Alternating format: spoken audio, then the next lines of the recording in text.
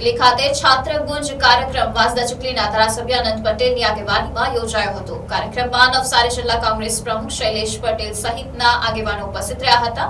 વિદ્યાર્થીઓએ પેપર લીકના પ્રશ્નો ઉપરાંત આદિવાસી સમાજના વિદ્યાર્થીઓને છેલ્લા 1 વર્ષથી શિષ્યવૃત્તિ નહીં મળતી હોવાની રજૂઆત કરી હતી। તેમજ ખાનગી કોલેજોમાં ફી ભરવામાં થઈ રહેલા વિલંબને કારણે વિદ્યાર્થીઓને આર્થિક મુશ્કેલીઓનો સામનો કરવો પડી રહ્યો હોવાની પણ રજૂઆત કરવામાં આવી હતી। આ પ્રસંગે ધારાસભ્ય અનંત પટેલે જણાવ્યું હતું કે આજનો જમાનો જેનઝીનો છે। પોતાના હક અને અધિકાર માટે રોડ પર ઉતરીને લડવું પડશે। શિષ્યવૃત્તિ અને ફ્રીશીપ કાર્ડ 1 અઠવાડિયામાં નહીં મળે તો આંદોલન કરીશું। તેમણે વિદ્યાર્થીઓને પોતાના હક અને અધિકાર માટે સંગઠિત થઈ અવાજ ઉઠાવવાની અપીલ કરી હતી। નવસારી જિલ્લા કોંગ્રેસ પ્રમુખ શૈલેષ પટેલે જણાવ્યું હતું કે વિદ્યાર્થીઓએ દરેક અન્યાય સામે ન્યાય મેળવવા માટે જરૂર બને ત્યારે રેલી અને ધરણા જેવા કાર્યક્રમો કરવા જોઈએ।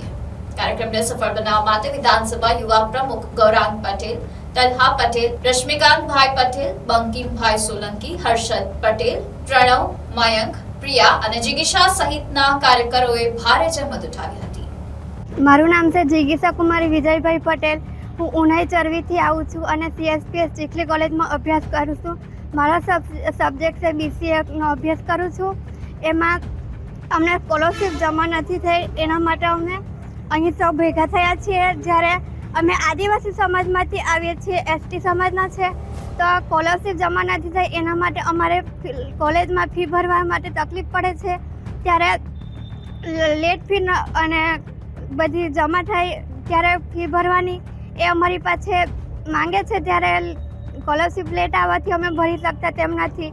તો આ પ્રશ્નનો જલ્દી નિરાકરણ લાવે એ માટે અમે આંદોલન કરીએ છીએ। નવસારી જિલ્લાના ચીખલી ખાતે છાત્ર ગુંજનો કાર્યક્રમ જિલ્લા કોંગ્રેસ સમિતિની આગેવાનીમાં કરવામાં આવ્યો।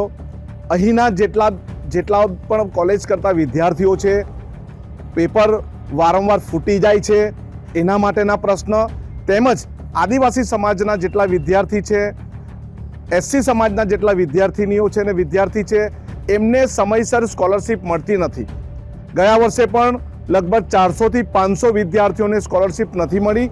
એ બાબતે એમની સાથે સંવાદ કરવા માટે અને વાત કરવા માટે ચીખલી ખાતે બધા ભેગા થયા છે। બધા જ છોકરા છોકરીની એક જ માંગ છે, અમને લેટ સ્કોલરશીપ મળે છે, અમારે કોલેજમાં લેટ ફી ભરવી પડતી હોય છે અને આ અમારી જોડે થતો અન્યાય છે। એટલે અમે આ અન્યાય સહન નહીં કરશું અને અમે એમ પણ એમને ખાતરી આપી છે કે 7 દિવસમાં જો સ્કોલરશીપ ન મળે તો આપણે રસ્તા પર ઉતરીને મામલતદાર શ્રીને આવેદનપત્ર આપીશું।